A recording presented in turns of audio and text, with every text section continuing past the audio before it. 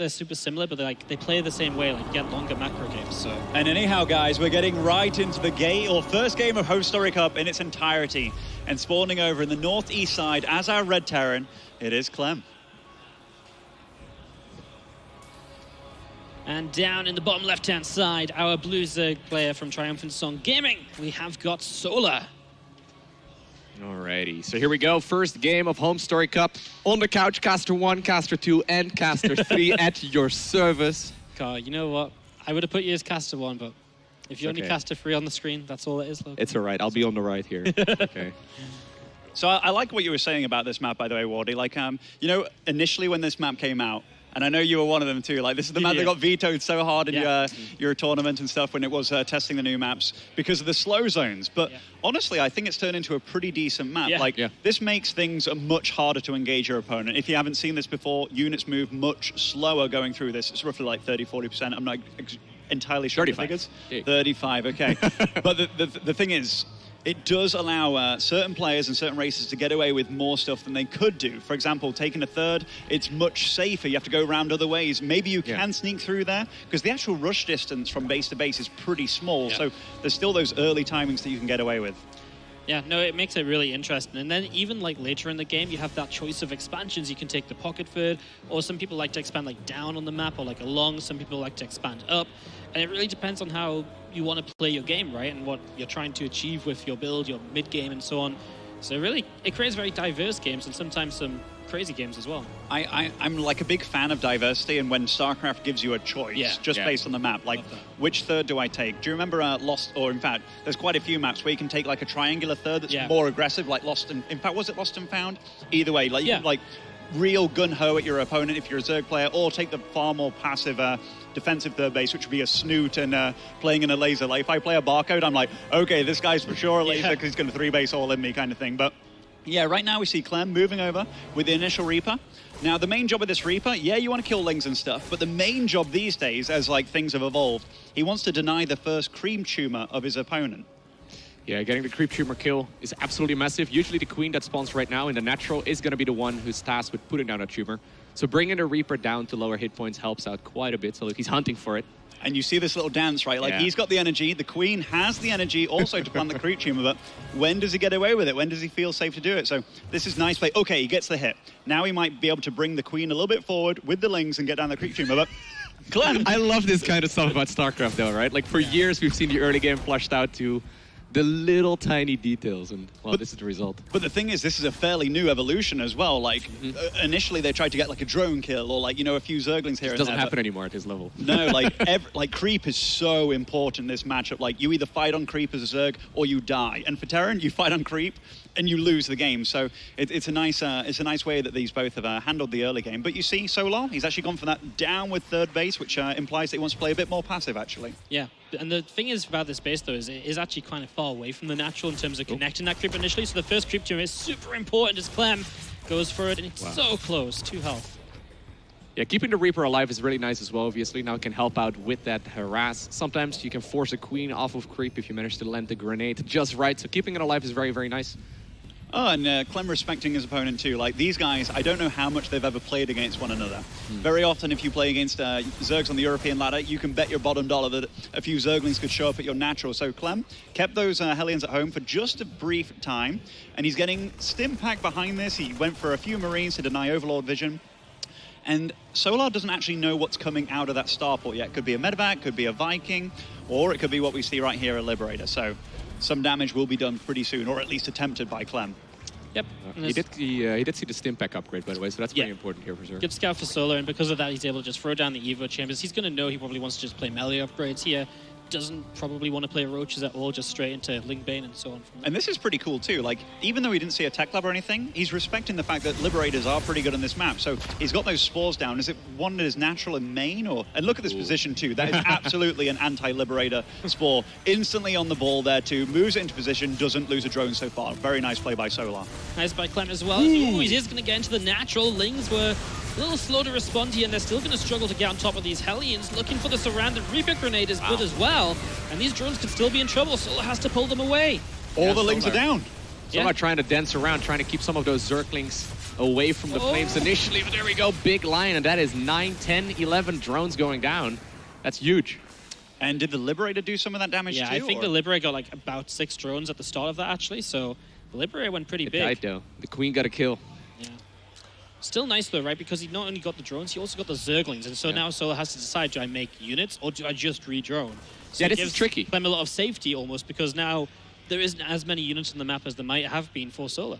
Especially with Terran versus Zerg, if you go for the bio upgrades, you can really continuously push, and this helps out a lot in the mid game, because right now Solar has to remake those drones, and everything is going to be a little bit slower, making that 1-1 timing so much more powerful. Amidst all this, though, like, given that he did see Stim and, like, you know, you throw away 6 Halings and Liberator, it has given Solar absolutely the world of time to just drone up like a madman. And by the way, despite all that chaos going on in his base, look at this creep spread that he's getting going. Like, this is very, very safe. Now, where does he choose to take his 4th? I'd imagine it's to be the triangle situation going on in this base, and yes, it will be. So that's usually how they do it as Zerg players. And you see that Clem, he is going for the tempo game here. Bio, you have to keep on in the face of the Zerg player. You have to slow them down, because if you leave them to out-macro you, they'll do just that.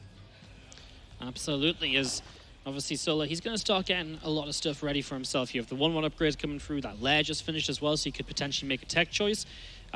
Solar is also one of the players who will just play Ling Bane into a very fast hive on this map and go straight towards Ultras if he feels like he can survive against the bio. So that's something to watch out for as well. Well, these Zerglings just went through a run by, but not really doing anything at that third base of Clem. That might have been a little mistake by Solar, and these Zerglings, or rather, the Marines doing quite a bit of damage. He got like a dozen or so tumors there as well in the center. That's huge. And it's so much harder to re-spread those tumors, because you have to walk Queens that are already kind of slow through slow zones. By the time they get there, the creep is probably gone.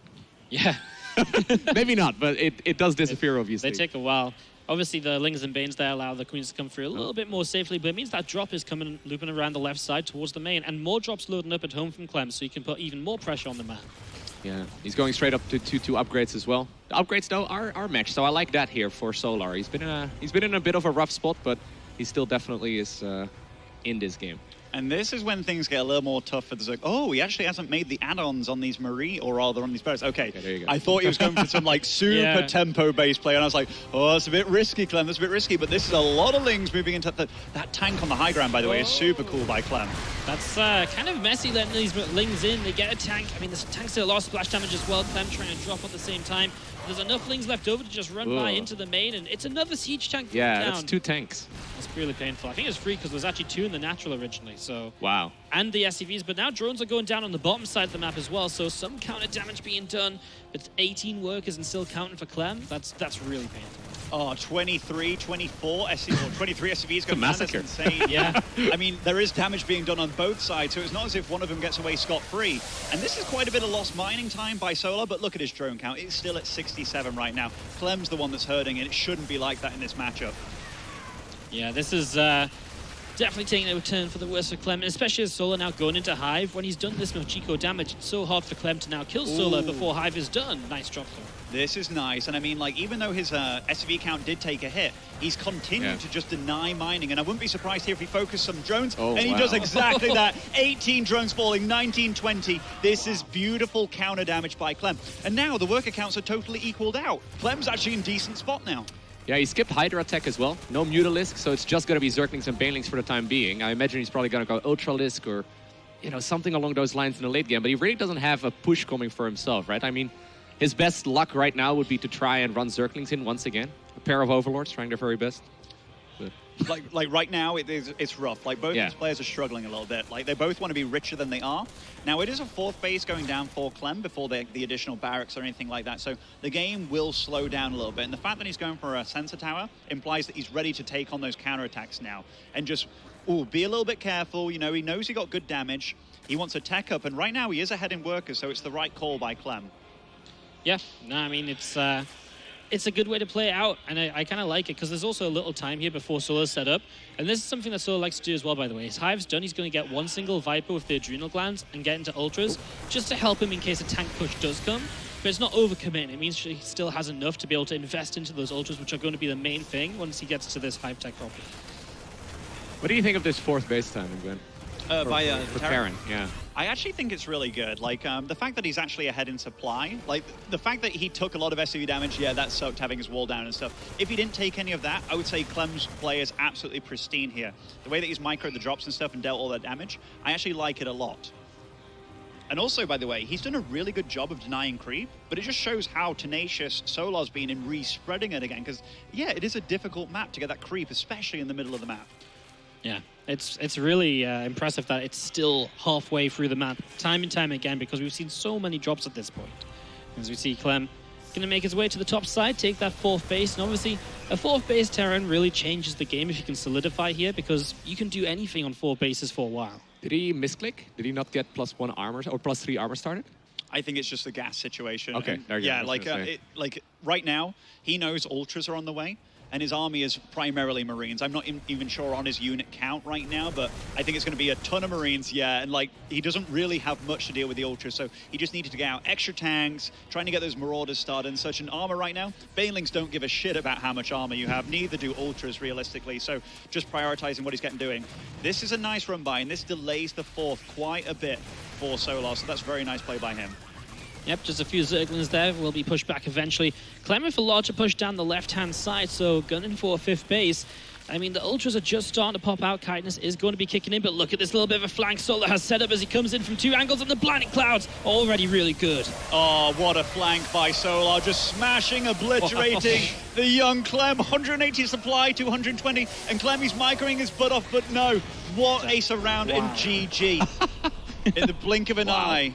That is actually such a turnaround out of like nothing, right? Like Solar's like a little behind on supply. His first couple ultras just came out. Boom! Absolutely destroyed. I feel like that's mostly due to the creep spread though, right? Like he's been spreading creep like an absolute madman this game, and because of that he was able to get that big surround up. Yeah. You really didn't know about the fact that the Zerg flank was set up on both sides, and yeah, in the end that's just a little bit too much damage. I mean, the Zerglings and ultras are so fast as well on creep. If I had to be like super critical, I would say like if you try and get up your 4th, commit to getting the 4th up. Yeah. As soon as that got bundled a little bit, given that his Marauder count wasn't very high, and you know there's just a couple of ultras in there, but they can like tank so much damage. And the fact that he then had his 4th delayed, and then he went out to do a push where you'd normally be on 8 barracks and stuff, it just felt like, damn, he must be more ahead than he is to be constantly doing these link counterattacks. So I felt that Clem thought, okay, maybe his drone count's insane here. Maybe he's like going to have less of an army than he does. But Solar had a really good balance of still using small amounts of units to delay Clem, but also kind of making him think that he'd have less of an army than he did. Because his economy wasn't like super great. Like we saw that their work accounts were fairly similar. So Clem, I think he just miscalculated the situation, and then Solar pounced, and it was a beautiful pounce by him. What do you think about Clem pushing the top side rather than the bottom side? Because I feel if you push the bottom side here, you're closer to the inhibitor zone, so it becomes a lot harder for the Zerg to set up that flank initially. Whereas here, like, Solar ran through the inhibitor zone very carefree, because Clem's not in position to really deal with that.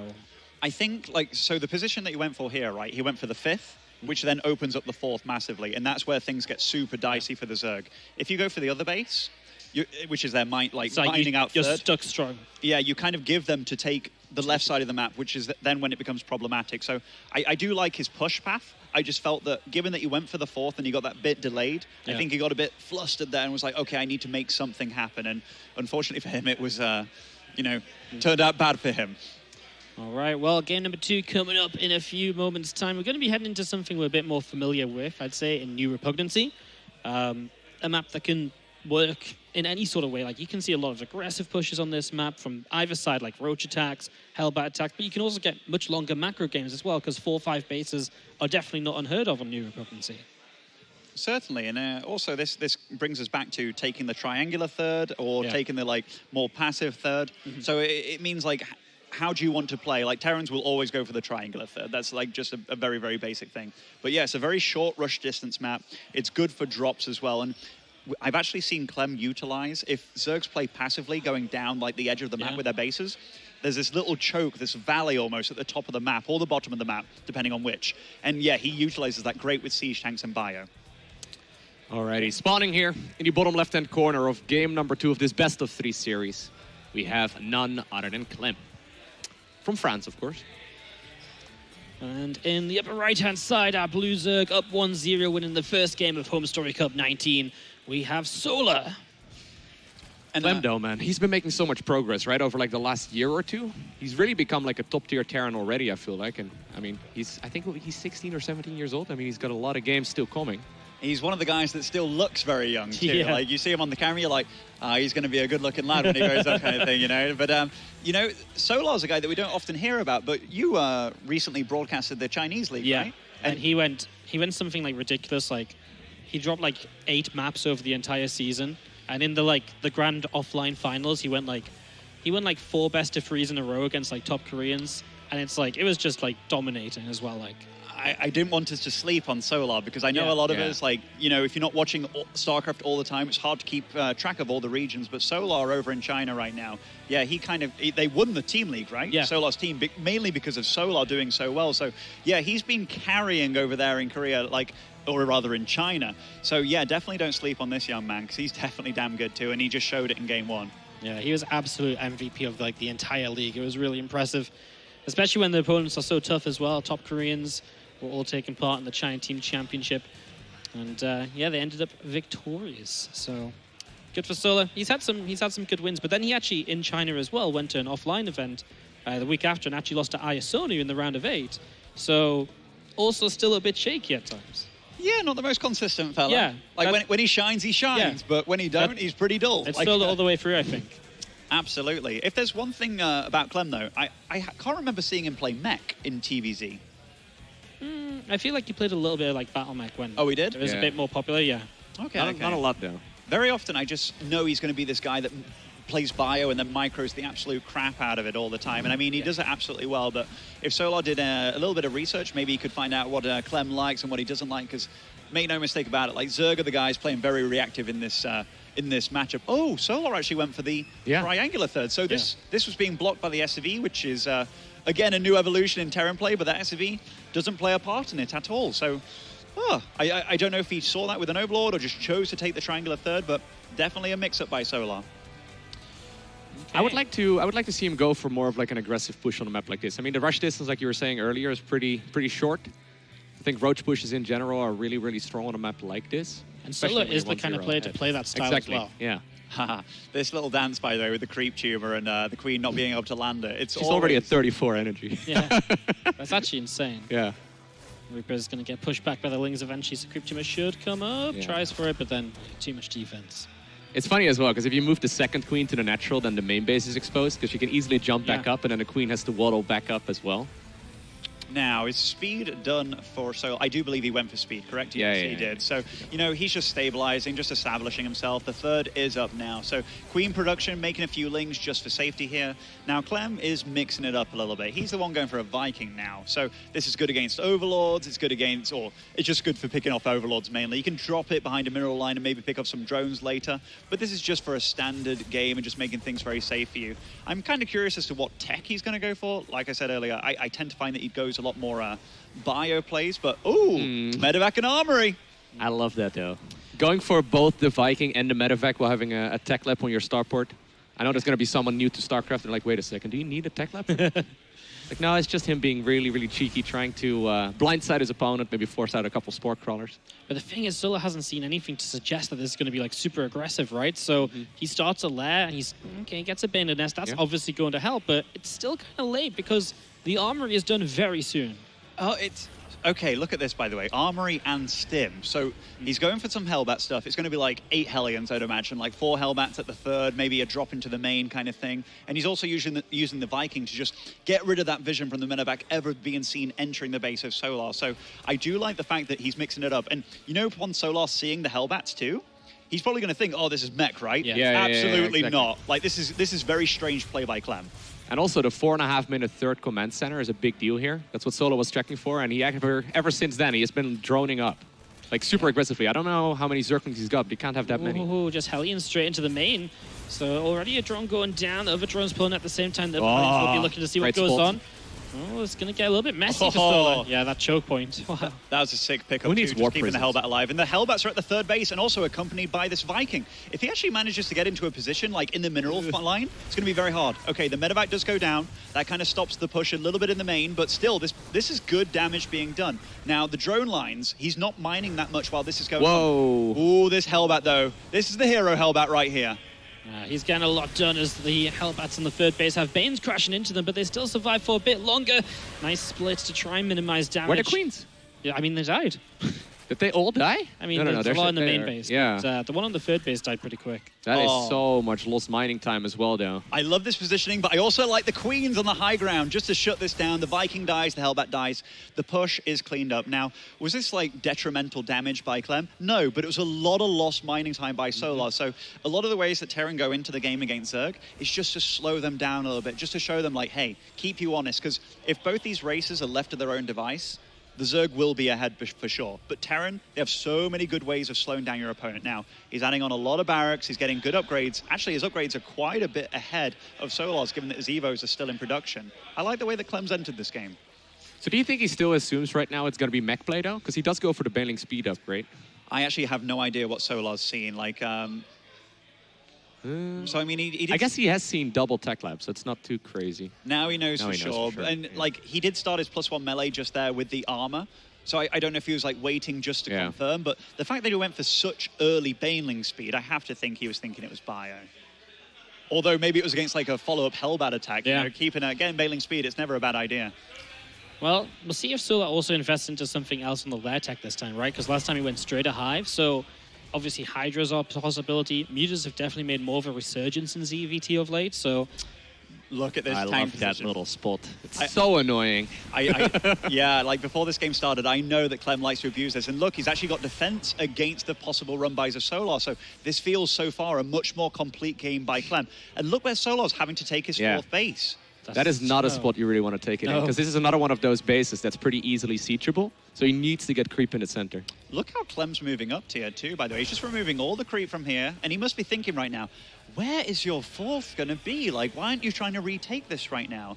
I did like the tank positioning, by the way, all the way over there. That was very nice. Really good supportive position where it can't really be taken down without quite the commitment and a lot of losses. And Clem is inching his way into that supply lead again, which in TvZ is typically just a good benchmark of you're in a really good position as the Terran. I'm quite surprised he actually has decided once again not to go for any Muta play or Hydra play. I mean, Hydraling Bane was the standard for a long time.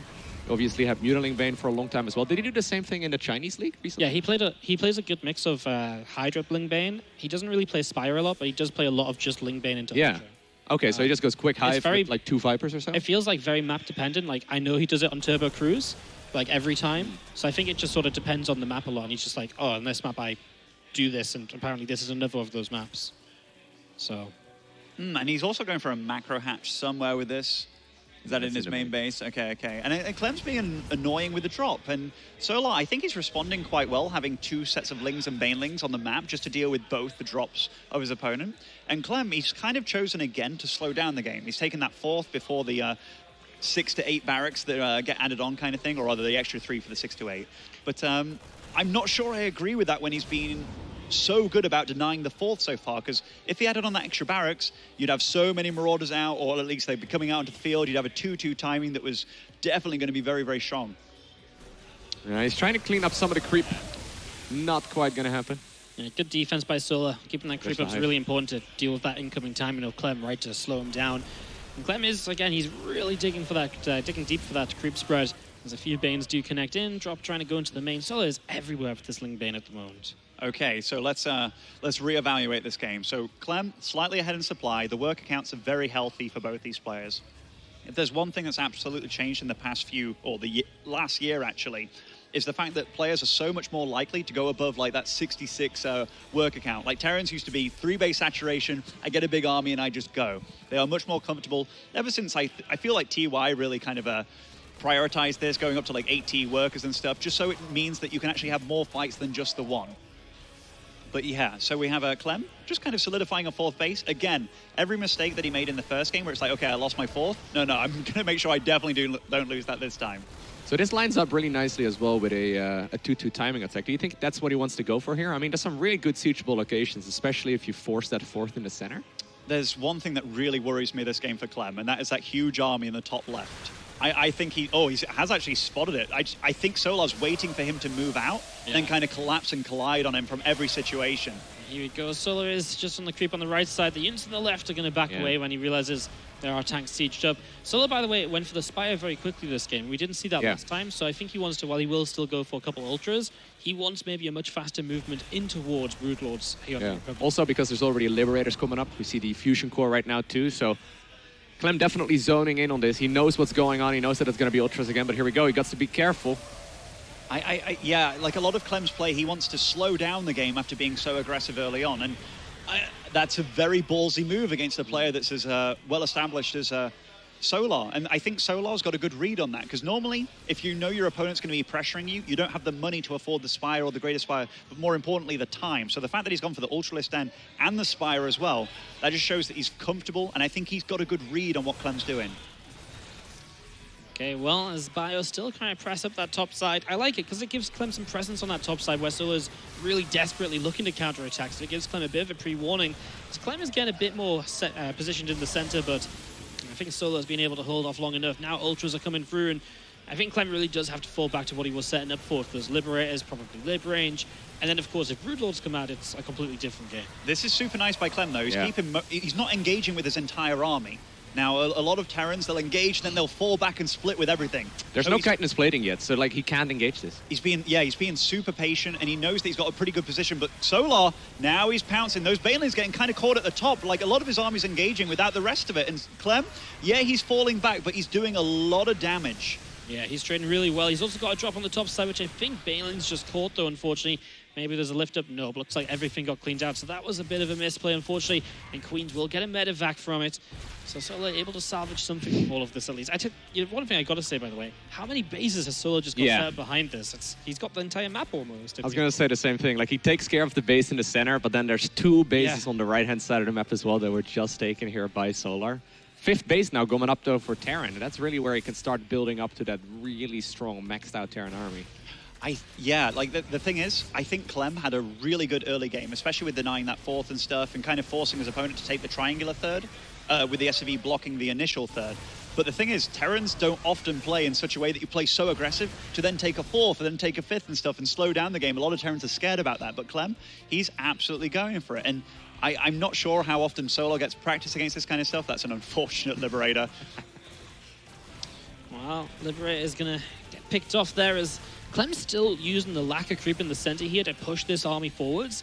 But the problem is, of course, Solar has those bases around the edge of the map now. So pushing the middle is, there's a base there, but it's not like killing that base cuts Solar off at the head and, then he can't, build up anymore. So it's nice, but it feels like Solar has a backup plan anyways. The really nice thing about Clem, I'm not sure, can we have a look at the resources lost tab this game? Because I do feel that, Clem has been trading very efficiently with the way he's been taking this fight. And it is beautiful how he's doing it. He's using a small portion of his army to bait while the rest of it waits off creep, like he's doing here. So if you choose to engage this as Solar, it's going to be an inefficient trade every time. And look at the amount of bio here. It's so much. That choke point. But that's a lot of Zerg. He is going to start pushing through. The back of it, though. Yeah, the Corruptors are going to be able to get rid of the last couple of medevacs here, but unable to jump on the siege tanks, and so Clem is kind of pushed back, and Solar just about hangs in there as a Nidus into the main. This is going to start pulling Clem apart. This is beautiful. Like, I've been giving Clem a lot of praise, but Solar's doing all the right moves here. He knows when he has enough just to clean that up, because it is a fight for his survival here. But that Nidus in the main, that is huge. This will pull Clem apart if he does it correctly. Yeah, unfortunately, it's just a few links for now, and this bio should be enough, but of course it's a constant threat, right? You can put another one of these up, and now Clem always has to think about that. Good hold, and Clem, you see, he was kind of etching for that base, but now he's surrounded, does get away with his medevac in a few units here, so Clem, he's microing very good. And he's got these tanks so far back to his 4th base, so it's not as if Solar can just kind of clean up the army. Every time he engages, he's taking damage. Yeah, he's falling back with the Marines and Marauders to the tanks, and then the tanks to the Planetary Fortress, right? Really solid play there. He's now also going up towards that, what is probably the best late-game army for Terran on bio armies, focused around Ghosts and then Liberators. I think he just added on 2 additional starports as well, so he is looking to play that that ultra late game. The same can be said for Solar right now, going up towards the Greater Spire. Yeah, we actually saw the Spire built a long time ago, and in the end it was just for those Corruptors. Finally now building that Greater Spire, so he has something to put those Corruptors used to beyond just killing Liberators. Free Ghost. Ghost getting caught, yeah, that's expensive. It is nice for Clem that he cleared up so much creep, but I love the way that Solar's stabilized himself. Now, this is a hit squad, the 2 tanks at the back, by the way. A couple of the Banelings trying to connect with the SCV. Oh! Just getting in there at the very end as that Ultra still derping around a bit. Solar's going to jump in the center as well. Corruptor's chasing it down. I mean, the Corruptors are just able to get so many kills in all of this as well. That's what's so sick about these trades, I think, recently for Solar. Really nice Marine micro, pulling them behind the Marauders, so they took the Brute of the Banelings there, but they're both definitely getting a little bit wounded. Solar's economy, though, has kind of been untouched for quite some time here. Yeah. But what's impressive is that while his economy has been untouched, is that he's actually not built up a bank at all because Clem has forced so many fights. So he's never given Solar that confidence of one big fight into boom and remax again. Oh my god, he's lost 500 circles this game. So it's 7 Brute Lords coming up. I mean, there are a couple of Ghosts, no Vikings available. I feel like these Brutes are going to be phenomenal, especially if they're going to snipe down that Ultra. Oh, as soon as those first Broodlings fly in, though, that's when you know you're in a bit of trouble. Yeah, trying to line up snipes, but the rest of the army is jumping on it because the tanks had to unsiege to stop friendly firing. And so Solar's just going to try and push through the center. The choke point, though, yeah, did he just make hurt. a wall on purpose, you think, with the tanks? I don't know, right? Like, it was almost... It was a very fortunate position if it wasn't. Oh, if he gets his hatch, and he will do, that's nice. A good pick off by Clem. Okay, well, Clem getting a couple of blows in here. He's going for nukes. Yeah, this could get explosive in the next few minutes. Just as Solar hits them Broodlords as well, right? It's just when you don't want to be running around the map dealing with nukes. Now all of a sudden, like, it was almost like the Broodlords were like great for pushing back this push Clem's done all game long, like straight through the center. The Broods can sit there and defend. But if Clem's going to start running around and nuking and maybe being a bit more like hit squaddy again, that's going to be really good against these Broods. Did he make a Cyclone? Yeah, I was looking at that as well. I think it must be a misclick, right? Or he listened to the balance test team. It's like, yeah, Cyclones are really good against Reals. No, the hell no. Oh man, that Planetary, though. Yeah, that Planetary is picking up a lot of kills. That helps out a lot. But is there enough Terran? I just think there's just no answer to the Broodlords, right? There's nothing, like, Marines can't get underneath. There's only a couple Ghosts. Corruptors are picking off the Vikings. And that's the issue. Like, the Ling Bane can't get in there, but there's nothing to stop the Broodlords constantly dealing damage. And so Clem's supply's falling apart, and Solar's just going to jump on those siege tanks now. And, well, it means these forward bases are in a lot of trouble. It's been a super good game by Solar. Like, Clem put him under a lot of pressure. But now he's got this army together. You see these Corruptors, they keep flying in there, but they don't overextend every time. And Clem has been doing a good job of fighting with the Vikings. You see this little fight in the air, the anti-air versus the anti-air. But yeah, he just pulls back away from the Bane, or rather away from the Marines every time. Very nice control by Solar. And look, there's so much running in. This PF, it's gonna fall. There's nothing to deal with any of this from Solar. And yeah, he's kind of broke behind this. Only 150 supply, but it's way more than what Clem has right now. Ghost getting caught as well. They're going to go down, and Clem is really going to fight till the end. But